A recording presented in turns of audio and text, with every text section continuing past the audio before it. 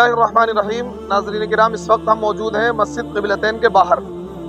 وہ میں کہوں گا کیمرہ مین سے پہلے مسجد قبلتین دکھائیں۔ دیکھیے یہ دو میناریں جو دکھ رہی ہیں اور ایک گنبد جو دکھ رہا ہے وائٹ کلر کی جو مسجد ہے، یہ مسجد قبلتین ہے اور اس کی ایک خاص تاریخ ہے، وہ میں آپ کو بتانا چاہ رہا ہوں۔ اس وقت ہمارا پورا گروپ یہاں ماشاءاللہ موجود ہے۔ ادھر یہ مرد حضرات موجود ہیں، ادھر خواتین موجود ہیں۔ تو دیکھیے اس مسجد کی تاریخ یہ ہے کہ اللہ کے نبی صلی اللہ علیہ وسلم جب مکے سے مدینے کی طرف ہجرت کر کے آئے تو خانہ کعبہ جو ہمارا قبلہ تھا وہ مسجد اقصیٰ تھا۔ اللہ تعالیٰ کی طرف سے حکم یہ آیا کہ مسجد اقصیٰ کو اپنا قبلہ بنا لیں۔ 17 مہینے تک مفسرین کی رائے کے مطابق، بعض نے کہا 16 مہینے، بعض نے کہا 17 مہینے، 17 مہینے تک اللہ کے نبی صلی اللہ علیہ وسلم نے مسجد اقصیٰ کی طرف رخ کر کے نماز پڑھی ہے۔ لیکن کیونکہ مسجد اقصیٰ سے جو دلی وابستگی ہے وہ یہودیوں کی بھی ہے، عیسائیوں کی بھی ہے، مسلمانوں کی بھی ہے، تو جو یہودی تھے وہ تانا دیتے تھے کہ مسلمانوں کے پاس اپنا کوئی قبلہ نہیں ہے، یہ تو ہمارے قبلے کی طرف رخ کر کے نماز پڑھتے ہیں۔ اللہ کے نبی صلی اللہ علیہ وسلم کو خانہ کعبہ سے محبت تھی، کیونکہ جب آپ علیہ الصلوۃ والسلام خانہ کعبہ کو چھوڑ کر جا رہے تھے تو بار بار مڑ مڑ کر دیکھ رہے تھے صاحب خانہ کعبہ کو، اور مطلب رشک بری نگاہ سے دیکھ رہے تھے۔ بلکہ ایک چھوٹا سا واقعہ بھی یہاں پر سناتا چلوں۔ اللہ کے نبی صلی اللہ علیہ وسلم جب ہجرت کرنے کے لیے بالکل تیار ہو گئے تو خانہ کعبہ میں گئے، اور خانہ کعبہ میں عثمان شیبی ایک شخص تھا، وہ بعد میں مسلمان ہو گئے تھے، ان سے کہا کہ مجھے 2 رکعت نماز پڑھنے دو۔ تو عثمان شیبی نے کہا کہ نہیں، میں آپ کو خانہ کعبہ میں انٹری نہیں کرنے دوں گا، نماز نہیں پڑھنے دوں گا۔ اللہ کے نبی نے بہت زیادہ ریکویسٹ کری کہ مجھے 2 رکعت نماز پڑھنے دو خانہ کعبہ میں، اور ایک دل بھر کے مجھے دیکھنے دو، لیکن عثمان شیبی نے منع کر دیا۔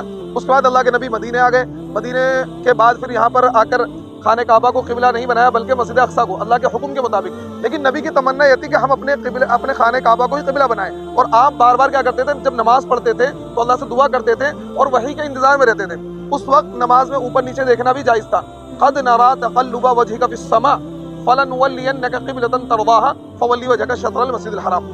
آپ عصر کی نماز پڑھتے تھے اور 2 رکعت آپ پڑھ چکے تھے، 2 رکعت آپ پڑھ چکے تھے، لیکن آپ ہر نماز میں تمنا کرتے تھے کب اللہ کا حکم آئے گا، کب اللہ کا حکم آئے گا کہ ہم اپنے قبلے کو تبدیل کریں، اپنے قبلے کو تبدیل کریں۔ تو یہی وہ مسجد ہے جس میں اللہ کے نبی عصر کی نماز پڑھ رہے تھے، اور آپ مطلب دل میں یہ تمنا لیے ہوئے تھے۔ اللہ تعالیٰ کی طرف سے جبریل امین آئے اور انہوں نے قرآن پاک کی یہ آیات پڑھ کر سنائی، قد نرى تقلب وجهك في السماء فلنولينك قبلة ترضاها۔ اے نبی، ہم دیکھتے ہیں آپ اپنی آنکھوں کو آسمان کی جانب، اپنے چہرے کو آسمان کی جانب اٹھاتے ہیں، اور جس قبلے سے آپ راضی ہیں ہم اسی کو آپ کا قبلہ بنا دیں گے۔ فولی وجهك شطر المسجد الحرام، آپ اپنے منہ کو مسجد حرام کی جانب پھیر لو۔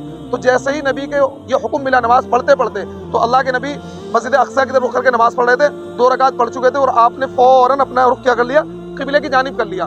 صحابہ نے دیکھا یہ کیا ہوا، تو صحابہ بھی اللہ کے نبی کی اقتداء کرتے ہوئے صحابہ نے بھی اپنا رخ مسجد اقصیٰ سے مسجد حرام کی جانب کر لیا۔ تو اب اس مسجد کو مسجد قبلتین اسی مناسبت سے کہتے ہیں کہ یہ 2 قبلوں والی مسجد، یعنی دنیا کی یہ واحد مسجد ہے کہ جس میں دونوں قبلے استعمال ہوئے ہیں اور ایک ہی نماز میں استعمال ہوئے ہیں۔